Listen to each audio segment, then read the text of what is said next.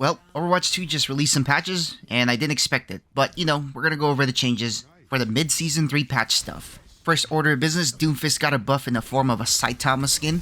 Now you can one-shot someone occasionally, and now you can do it in style. So if you watch the anime, you know that this hero is known for one-shotting people. And there's Doomfist that can sometimes do it.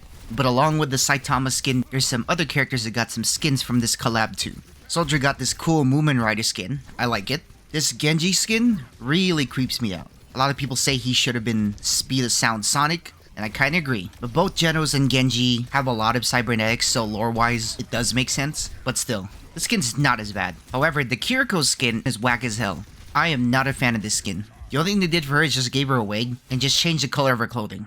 This skin, in my opinion, is definitely not worth the price they're asking. But a lot of you guys are adults, and if you have money to spend and you want it, go for it, dude. One thing I do like about this collab is the challenges they ask you to do. I hate when the challenges require you to win, because at the state of how matchmaking is, you'll end up losing more than you win. At least with this change, you can actually just have fun without caring whether the match was won or lost. Like for you to earn some free stuff during this event, you just have to complete a game, and I kinda like that. It's a nice change that I could just play any hero I want and just enjoy it without being sweaty and, trying to secure the win. Another change they did is they changed the footstep noises in the game, so it's more balanced. I don't hear them as often as I used to. Sometimes it depends on certain characters. If they're either like Roadhog or Cassidy, I always hear their fat footsteps roaming around. But for the other heroes, it's kind of hard to tell for me. Judging from the few games I played recently, I didn't really notice any footsteps anymore, so your mileage may vary. Some other notable changes they did for this patch is they changed how the weekly challenges are set up now. And some of them I really don't like. They basically made it harder to earn these premium coins now for the weekly challenges. So the change they implemented for this season is that they separated those challenges now. So now there's a separate challenge where you have to win 10 matches in comp, and then there's another one where you go to any unranked game and win 15 matches. And let me tell you, I hate playing unranked. Whenever I play unranked, I always have constant leavers on my team, and when someone leaves on the other team, they instantly win, just because that single teammate that just joined happens to rally them like they're Erwin from Attack on Titan. This is just a change that makes it harder to get premium coins in Overwatch, and I just don't like that. What I'd like Overwatch to do is make it possible to buy certain things in the shop just by grinding it out through weekly challenges. I honestly believed it was possible before this update. Although it might take you a year before you can buy anything, it was still possible. After this change they made, I feel like it's just easier to buy the damn coins instead of just earning them. If the skins were decently priced, I wouldn't mind buying them, but buying the Doomfist skin bundle, the Saitama one, is like $20. And I believe the max you should charge for a skin is $5. And each emote or intro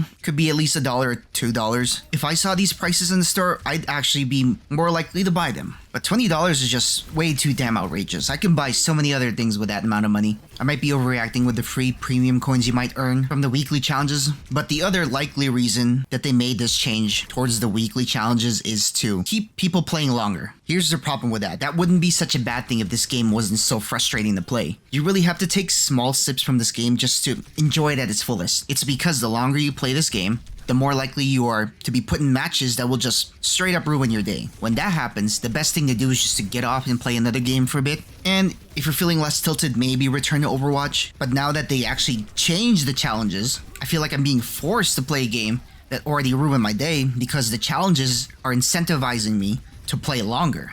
And I don't want to do that. If the game already ruined my day, why would I return for it? My thing is, Blizzard, if you want people to play longer without forcing them to grind the challenges, maybe you should focus on the one thing people have been asking for, and it's good matchmaking quality. The only good change they did for the challenges is that the arcade wins is a little bit easier to get. You're able to play mystery heroes or free-for-all to get the challenges done. For me personally, I don't play arcade, so it doesn't affect me. But at least, giving the player more options is always good. They also added a little update on matchmaking. They fixed a problem where large parties are getting long queue times. I don't think this was too bad considering that there's so much fun game modes you could play in custom modes. If your guys' queue times are probably longer than 5 minutes, you guys should check out the customs game modes. There's a lot of fun things in there that you guys might like, and the community for Overwatch is very creative, so go and just explore it. You might find it's something you might like. But the other change they made for the parties in Overwatch is that the other party that you're going to be matched with a similar skill ranking to you. And the other change they did is improve unranked queue times and increase comp matchmaking quality. These are the only few changes they added in this patch for matchmaking, but I feel like they added something under the radar that wasn't posted. From the few games I've played in comp while this patch was released, the first 5 of my matches were just a straight steamroll. I ended up in lobbies where it was one-sided again, where the other team would double the amount of elims on our team, and sometimes if I'm really lucky, the other team would triple the score of my entire team. So when that happened, I just hopped off and decided to try it again the next day. And it was such a different story. I felt like I am the OP team now, and I start steamrolling the other team, and I don't know what happened, but I feel like they did add something in the matchmaking just to test the waters, but I could be just speculating here. I know it's too early to tell since the season patch just came out, but I like whatever change they did when season 3 came out. It definitely felt like the matches I were in were more fair and the teammates were evenly stacked. I might be biased considering that the patch before I was winning a lot to a point where I got out of gold and got into plat 3. This win streak, however, was short-lived because I got put in a team where I got clearly outskilled. But that's also good, in my opinion, because after all, no pressure equals no diamonds, right? Although I'm not enjoying matchmaking changes at the moment, I'm open to trying whatever changes they are secretly making, but the end goal for me is fair matchmaking. That's all I want. And the other thing I'd like to add on top of that is a higher likelihood of winning matches. Considering a lot of their daily/weekly challenges require you to win, I'd like them to at least make it possible that you could win. I hate that this game quote-unquote forces you to have a 50% win rate. I think they should make it higher, honestly. 60%, 70%. I'm not asking to win every single match, but I just want enough wins where I can complete either the daily challenges or the weekly challenges, so I can get my free premium coins. That's all I want. Okay, moving on. Competitive mode now has mystery heroes, so if you know how to play a little bit of everything, maybe this game mode is just for you. I don't like mystery heroes because when the other team magically becomes a great team comp, it gets really hard to fight against that. However, they did reduce the health in the tanks, which might make this game mode a bit more fair, but if you happen to have a team that has no healers, it kind of gets hard to fight the other team. If they can make it somehow to where you're guaranteed to get at least one hero on your team that's a healer, I think this game mode could actually be fun. I don't think I'm going to touch this game mode, but maybe I should just try it just for kicks. Now let's move on to the hero changes, starting with Orisa. While she's ulting, you can now hack her as Sombra and completely cancel her ult. This change is big because she just stands there like a fucking asshole while you try to escape from her ult range, so you don't die from it. Well, the only thing you could do while you're trapped in her ult was speed boost them out as Lucio. And long before that, if you were able to shield your teammates from her ult, you could actually block it. But they actually changed that so her ult would actually go through all the shields in the game. However, with this change, I think we finally have a direct counter for her ult. This also means Sombra will get picked more often if they have an Orisa, which means if you're not Orisa, this might concern you because if she just decides to hack you throughout the whole game, this will be basically cyberbullying. But what I think would happen with this change is people will have to change their strategies before popping Orisa's ult. I think the whole team is going to play hide and seek first in order to take out Sombra before she has a chance to cancel Orisa's ult. If that's the case, I think just her presence alone might allow your team to just play this psychological warfare and cause paranoia among the other team. And I'm all for that. That sounds fun. Ramattra gets a change to where he resets his armor if he's already in Nemesis form. This is a nice quality of life change because what you used to do before is you had to turn off Nemesis form and then pop your ult in order to get that armor reset. But the developers just decided to just take that extra step out and just give you that bonus armor. This is great because I know for a fact that I could get armor by canceling Nemesis form first and then popping my ult. But in the heat of battle, I forget to do this most of the time. It's great that I can just pop my ult without worrying about it, and it basically just gives me less buttons to press.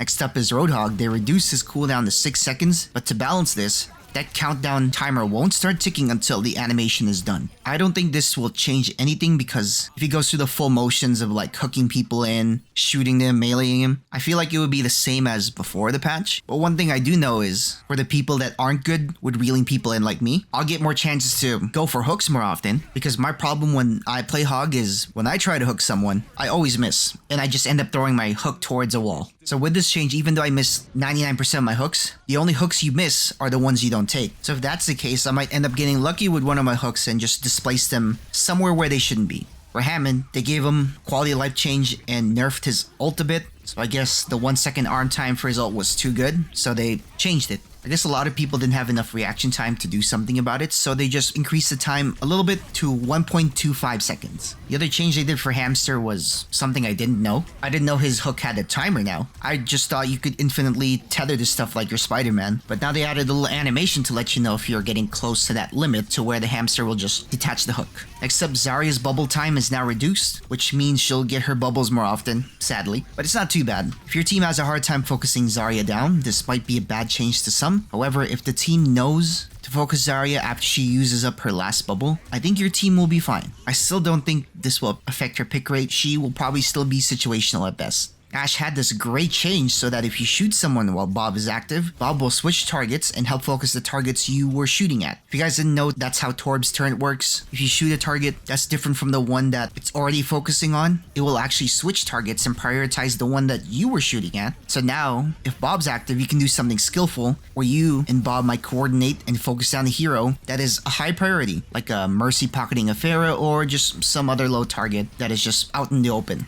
Overall, I think this is a good change for Ashe, because I thought that's how Bob worked. I thought he worked just like Torb's turn, but now it's official. Of course, this won't do anything for me though, considering I'm bad at aiming with Ashe. Most of the time when I play her, I just throw dynamites and just shotgun people until I get my ult, and then I just call Bob in and he just does most of the work for me.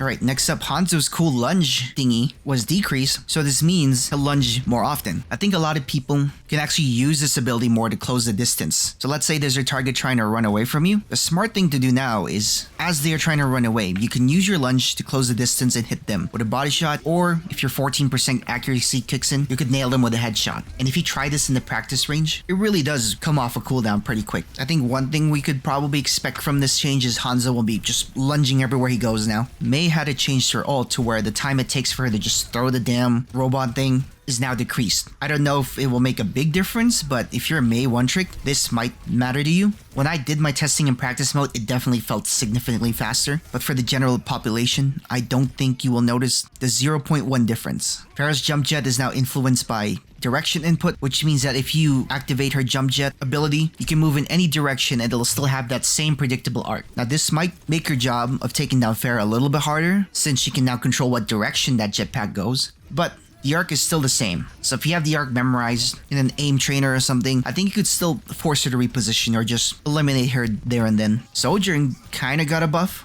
Apparently her torso box was too small, so they made it 20% bigger to compensate for the player model. What this also means is that she will be a lot easier to hit, so you can take her out a lot easier. However, if her railgun is at 100 and she's good at clicking heads, it might be good just to avoid her, until she loses up her rail shot. But at least she has a fatter hitbox, so it will make it easier for us to hit her. Bap's Immortality Field got a big change, so if they manage to destroy his Immortality Field, you'll still end up with 25% of your health instead of the 10% from before. I don't know about you, but I think that 10% health retained was way too small. If they destroy the lamp while you're a squishy with only 10% of your health, all they have to do is just melee you and you're dead. But with this 10% health, you're better off just dying and just resetting with your teammates. But now, with this 25% health retained from Bap Immortality, what the healers could do with this number is your healers will actually be able to help you more often when you're down to 25%. For example, a Mercy could heal you real quick with a new burst healing. Anna could heal you a little bit with her grenade. Bap can even use his shift ability. Of course, it's not going to bring them to full health immediately, but at least it'll give you enough health to keep fighting and maybe even take some souls with you as you die. Well, that's all for the hero changes. But here's some miscellaneous stuff that they also changed in the patch notes. There's a lot of changes they did. This is just a few ones that I found interesting. They fixed a big problem with the penguins where they were missing noise when being hit with projectiles. I'm not going to lie, that made me kind of laugh. Like, what kind of person complained that they wanted to hear Penguin get hurt? Like, dude, if you're asking for this, you need psychological help. For all we know, you could be the next Luca Magnotta. The other change that I found funny was they changed the physics of the cow in Busan, which actually means they ruined it. It's just too jittery, and it's just not the same anymore. It's a horrible change. I don't like it. It makes the game unplayable. Now I can't make the cow in Busan twerk like Ice Spice. Alright guys, that's all the changes I got for you. I'm gonna link it in the description below if you want to check it out for yourself. But other than that guys, comment down below what you think of the patch changes. Go and like the video if you enjoyed it, and hit subscribe to help the channel grow. And I'd just like to thank each and every one of you that watches the video. It means so much to me that you guys got me to 400 subs. That's a big milestone in my opinion. So I'm forever grateful for every one of you that likes, comments, and watches my videos. Until then guys, I'll see you on the next one.